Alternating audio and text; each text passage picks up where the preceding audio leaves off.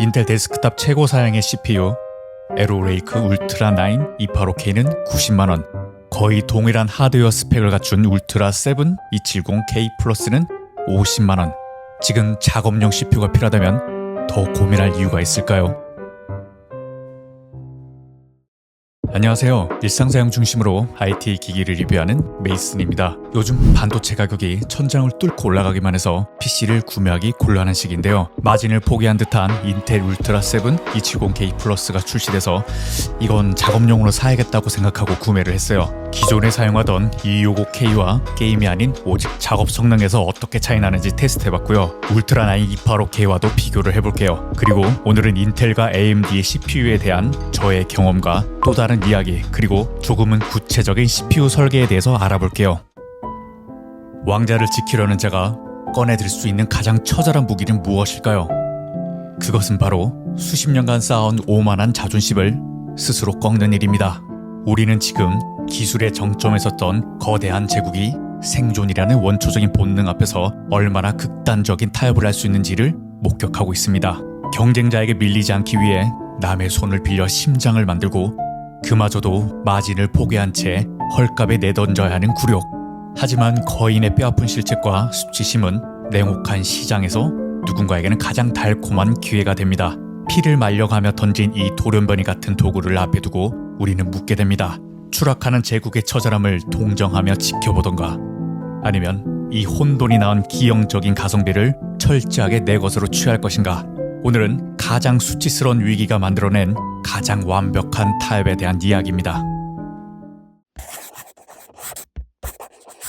얼마 전까지 게임은 인텔, 작업은 AMD라는 게 대부분의 의견이었다가 이제 둘 다 AMD라는 게 대세죠. 윈도우로 작업하시는 분들 중에 어도비 프로그램을 사용하시는 분들이 많을 거라고 생각해요. 아직까지도 어도비 프로그램은 인텔 CPU에 최적화가 더 잘 되어 있기 때문이에요. 265K와 270K 플러스를 직접 긱벤치나 시네벤치 같은 단순한 차력쇼 같은 벤치 말고 실제 작업의 성능을 엿볼 수 있는 포토샵, 프리미어 프로, 애프터 이펙트, 라이트룸, 블렌더, V-Ray, 에이다64, Y크렌처를 테스트해봤어요. 테스트 환경은 공랭 쿨러, DDR5 64GB 램, RTX 4080, 2TB SSD, 1000W 파워, 빅타워 케이스에서 테스트를 했어요. 결론부터 말씀드릴까요? 여러분이 단순히 컷 편집만 한다면 265K로도 충분하죠. 하지만 렌더링을 돌리는 진짜 작업을 시작하면 270K 플러스는 완전히 다른 울트라 7이 돼요. 게다가 오늘 데이터를 보시면 비싼 돈 주고 울트라 9 285로 산 사람이 바보라는 소리가 왜 나오는지 정확하게 아시게 될 거예요. 먼저 실제 크리에이터 워크플로우를 대변하는 퓨즈 벤치 결과예요. 포토샵, 프리미어 프로, 애프터 이펙트에서는 170K 플러스가 265K 대비 3.2%에서 5% 앞서는데 그쳤어요. 왜 그러냐면 이 프로그램들은 기본적으로 코어 수가 무한정 많다고 빨라지지 않아요. 단일 코어의 반응성, 퀵싱크, 비디오 엔진, 그리고 GPU 가속에 크게 의존하기 때문이죠. 4K 타임라인을 넘나들 때 발생하는 3에서 5%의 차이는 사실 사람이 인지하기 힘든 찰나의 영역이에요. 웹서핑이나 가벼운 편집 같은 일상 영역에서 두 CPU의 싱글 스레드 성능은 5084대 5089로 거의 똑같죠. 하지만 대규모 데이터가 들어오는 순간 이야기는 완전히 달라져요. 수천 장의 로우 파일을 일괄 엑스포트하는 라이트룸 테스트에서 270K 플러스는 11%의 시간 단축을 만들어요. 여기서부터 체감이 확실히 오죠. 270K 플러스에 추가된 4개의 2코어와 더 커진 L3 캐시가 병목을 뚫어버리는 거죠. 진짜는 3D 렌더링에서 나와요. 블렌더의 몬스터, 정크샵, 클래스룸 3가지 씬 모두에서 270K 플러스는 265K 대비 정확히 33.3% 더 빠른 성능을 뿜어줬어요. V-Ray에서도 17.5% 앞서죠. 논리 스레드는 20개에서 24개로 20% 늘었을 뿐인데 다이간 주파수 클럭 향상과 L3 캐시 증가가 맞물려서 효율이 기하급수적으로 폭발한 거예요. 이 33% 차이는 작업자의 퇴근 시간을 수시간 앞당기는 엄청난 체급 차이라고 볼 수 있어요. 아키텍처의 순수 연산 능력을 보는 에이다64 FPU 맨델 연산에서는 무려 43.6%, 배정 밀도에서는 24.6%라는 압도적인 배기량 차이를 보여줘요. 1억짜리 파일을 계산하는 Y크렌처에서도 141.6초 대 107.4초로 270K 플러스가 24% 30% 이상 빠르게 끝내버렸죠. 그런데 여러분, 이 압도적인 수치 이면에는 제가 테스트한 환경에서 세팅한 공냉 쿨러라는 치명적인 족쇄가 있어요. 와이크렌처 구동 시 270K 플러스의 총 코어 상률은 2281%를 찍었어요. 24개의 스레드가 100% 부하로 돌면서 엄청난 열을 뿜어내고 공냉의 열 해소 한계에 부딪혀 강제로 클럭을 낮추는 스로틀링이 걸린 결과가 이 정도라는 거죠. 다시 말해서 270K 플러스가 보여준 33에서 43%의 격차조차 성능을 억누른 거라는 거예요. 만약 3열 하이엔드 순행 쿨러를 달아 열 여유 공간을 확보했다면 두 CPU의 격차는 지금보다 훨씬 잔인하게 벌어졌을 거예요. 마지막으로 가장 스펙상 거의 동일하지만 더 비싼 285K의 외부 데이터를 가져와서 제 실측 데이터와 대조해봤어요. 놀랍게도 270K 플러스는 285K와 비교해서 블렌더나 V-Ray에서 10%에서 12% 이내, 포토샵이나 애프터 이펙트에서는 1에서 3% 이내의 오차 범위 수준으로 따라붙어요. 심지어 D2D 최적화 덕분에 일부 작업에서는 270K 플러스가 285K를 역전하기도 하죠. 둘은 기본적으로 8개의 P코어와 16개의 E코어로 동일한 실리콘을 써요. 약간의 클럭 차이와 TVV 유분만 다를 뿐인데 285K를 구매한 소비자는 정말 속이 쓰릴 수밖에 없는 상황인 거죠. 정리하면 가벼운 일상 작업과 단순한 컷 편집 위주라면 265K로도 이미 훌륭해요. 하지만 작업용이라는 타이틀에 맞게 사용하게 된다면 대규모 사진 배치 작업, 블렌더 렌더링, 고도 병렬 연산 등 무거운 작업을 돌리신다면 270K 플러스는 완전히 다른 계급의 퍼포먼스를 보여줘요. 가장 합리적인 비용으로 플래그십 285K에 버금가는 혹은 그 이상의 실전 작업 효율을 원하신다면 현재로선 270K 플러스가 완벽한 정답이에요. 성능을 100% 끌어내려면 저처럼 공냉이 아닌 순행 쿨러를 사용하면 더 쾌적하게 작업을 할 수 있을 거예요.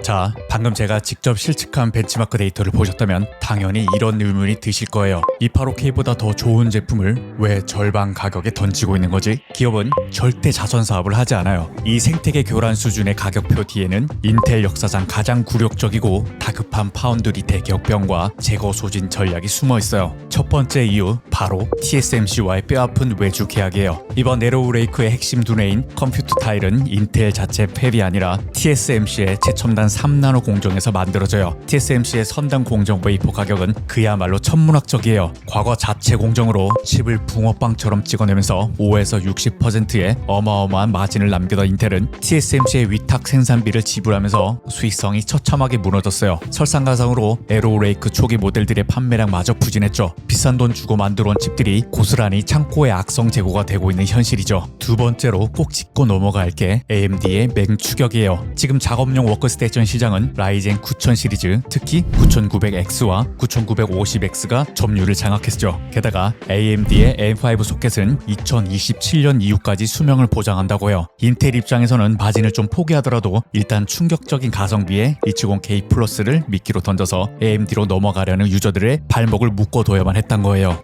시장 점유율 방어를 막기 위한 응급조치 같은 셈이죠. 그리고 가장 결정적인 세 번째 이유는 바로 인텔의 18A 공정이에요. 인텔의 새로운 과제는 TSMC 의존을 끊고 다시 자사 파운드리를 부활시키는 거예요. 당장 다음 세대부터 컴퓨터 파일이 인텔 자체 18A 공정으로 돌아가요. 근데 문제는 지금의 LGA 1851 소켓을 버리고 LGA 1954라는 새로운 소켓으로 넘어간다는 거예요. 과거 브로드웰 데스크톱 때도 비슷한 일이 있었죠. 차세대 아키텍처로 넘어가기 직전 짧은 수명의 소켓에 독특한 칩을 던지고 세대를 마무리했던 그 패턴이 지금 완벽하게 재현되고 있는 거죠. 그 덕에 우리 소비자는 이 달콤한 선물을 받을 기회가 생긴 거죠. 소켓이 바뀐다고 하지만 CPU의 경우 적어도 3년은 사용하기 때문에 꼭 나쁘게만 보지 않아도 돼요. 정리하면 인텔은 18A라는 새로운 판을 짜기 위해 창고에 쌓인 비싼 TSMC 웨이퍼 재고를 최소한의 마진만 남기고 시장에 소각해버리는 길을 택했어요. 추후 업그레이드 경로가 막혔다는 단점은 명확하지만 당장 게임이 아니라 실무에서 작업용으로 사용하기에는 이 가격에 이 성능을 가진 제품은 사실상 없어요. 285K를 제값 주고 산 유저들에겐 정말 피눈물 나는 팀킬이겠지만 그 외 소비자에게는 굉장한 달콤한 선물이 될 거예요.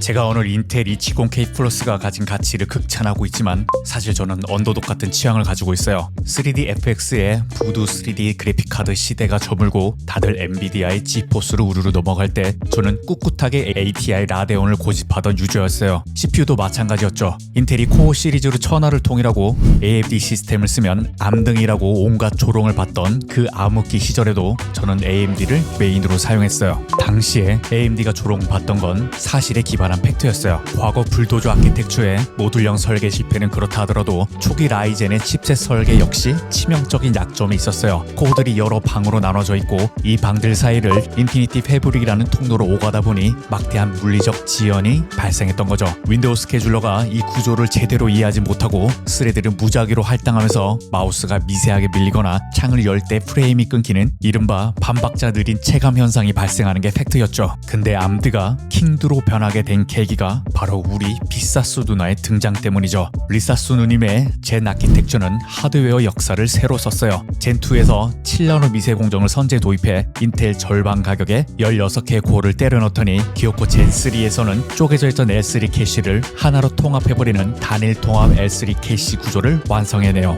이 극적인 아키텍처 재설계로 과거의 그 지긋지긋했던 코어 간 통신 지연 시간을 물리적으로 날려버렸어요. IPC가 폭발적으로 상승하면서 게임은 인텔, 다중 작업은 암드라는 시장의 오랜 이분법마저 박살냈죠. 전 영역에서 인텔을 굴복시키는 가디젠의 시대가 비로소 열린 거예요. 그렇다면 데스크톱 시장에서 AMD의 이 압도적인 흥행은 앞으로도 계속될까요? 기술적 지표와 로드맵을 보면 그렇다고 할 수 있어요. 가장 강력한 무기는 역설적이게도 칩의 성능이 아니라 플랫폼 생태계의 신뢰도예요. 인텔의 소켓 수명을 1에서 2세대 만에 무자비하게 끊어버리는 동안 AMD는 현재 AM5 소켓마저 최소 2027년 이후까지 장기 지원하겠다고 약속했어요. 소비자 입장에서 메인보드 교체 없이 최신 칩을 쓸 수 있다는 건 굉장히 달콤한 유혹이죠. 게다가 TSMC와의 끈끈한 파트너십으로 3D V 캐시 같은 혁신적인 패키징을 쏜다고 있고 전력 효율 측면에서는 이미 적수가 없는 상태예요. AMD는 이제 과거의 언더독이 아니라 명실상부한 데스크톱 생태계의 제왕이 됐어요. 그렇게 되니까 저의 언더독 성향이 AMD를 서브컴으로 밀게 만들었고 메인컴을 i9 13900K로 향하게 했고 265K 그리고 270K 플러스까지 오게 만들었어요. 철저히 코너에 몰래 인텔이 눈물을 머금고 마진을 포기한 채 던진 이 270K 플러스가 우리 작업자들에게는 역설적으로 절대 놓쳐선 안 될 기형적인 가성비의 형태로 나오게 된 거죠. 제왕의 자리를 지키려는 자와 어떻게든 살아남으려는 자의 치열한 치킨 게임이 만든 돌연변이 그 혜택을 가져가는 건 결국 우리 소비자인 거죠. 이래서 경쟁이 중요하단 말이죠.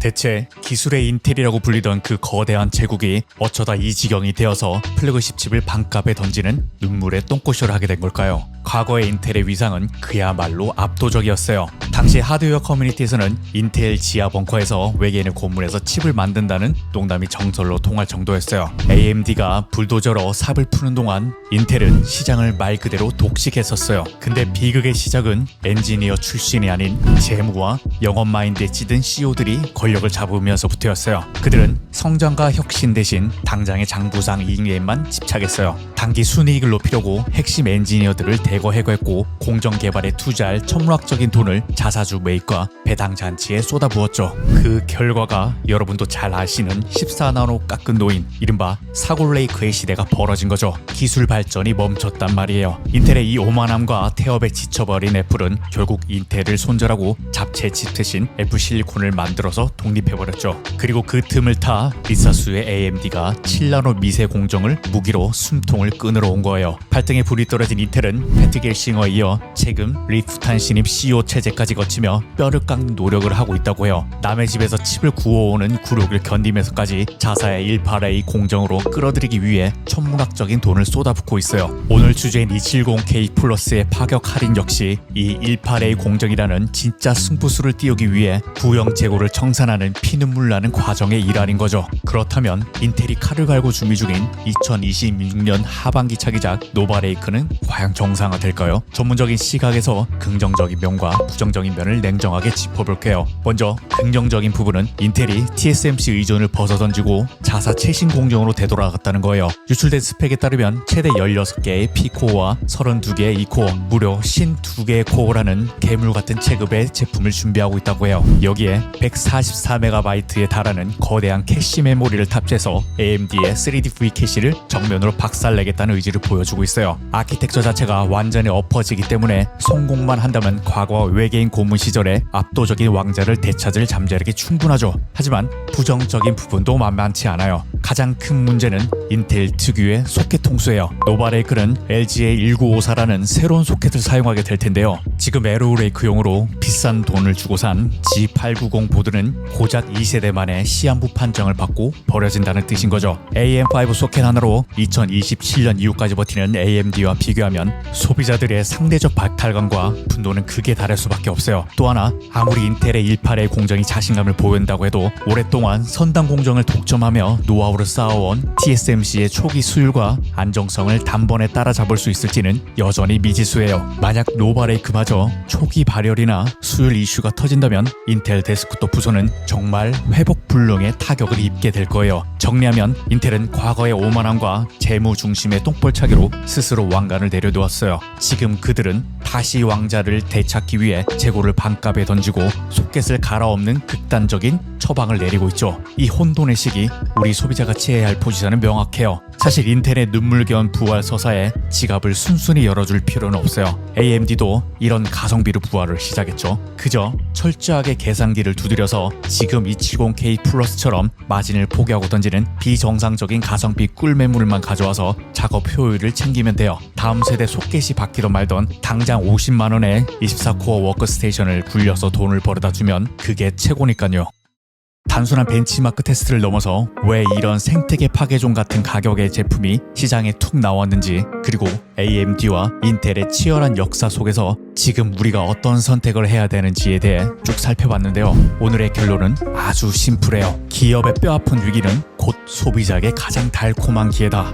인텔이 무너진 자존심과 막대한 TSMC 외주 재고, 그리고 차세대 18의 공정으로의 전환이라는 엄청난 압박감 속에서 시장에 던져진 이 270K 플러스는 분명 LG의 21851이라는 시한부 소켓의 한계를 안고 태어났어요. 하지만 여러분의 목적이 오직 게임이 아니라 블렌더 렌더링, 대용량 사진 일갈 작업, 고도 병렬 연산 작업 같은 생산성 작업이라면 이야기는 달라져요. 당장 현업에서 굴려야 할 가성비 워크스테이션이 필요하신 분들에게 지금 이 50만원짜리 24코어 괴물보다 완벽한 선택지는 없어요. 인텔 최강 성능 CPU를 선택한다면 270K 플러스를 선택하세요. 그리고 그 남은 예산으로 스로틀링을 억제해줄 대장급 수냉 쿨러에 투자해보세요. 저처럼 수냉 쿨러에 안 좋은 추억이 있는 분들이라면 대장급 공랭 쿨러를 사용하면 큰 문제가 없을 거예요. 지금 이 치킨 게임 속에서 우리 소비자가 가장 스마트하게 승리하는 방법이에요. 오늘 영상이 PC 구매를 앞둔 분들, 특히 작업용 데스크톱을 맞추려는 크리에이터와 작업자분들께 속 시원한 가이드가 되었길 바래요. 지금까지 일상 사용 중심으로 IT 기기를 리뷰하는 메이슨이었습니다. 제 영상이 유익하셨다면 구독과 좋아요를 부탁드려요.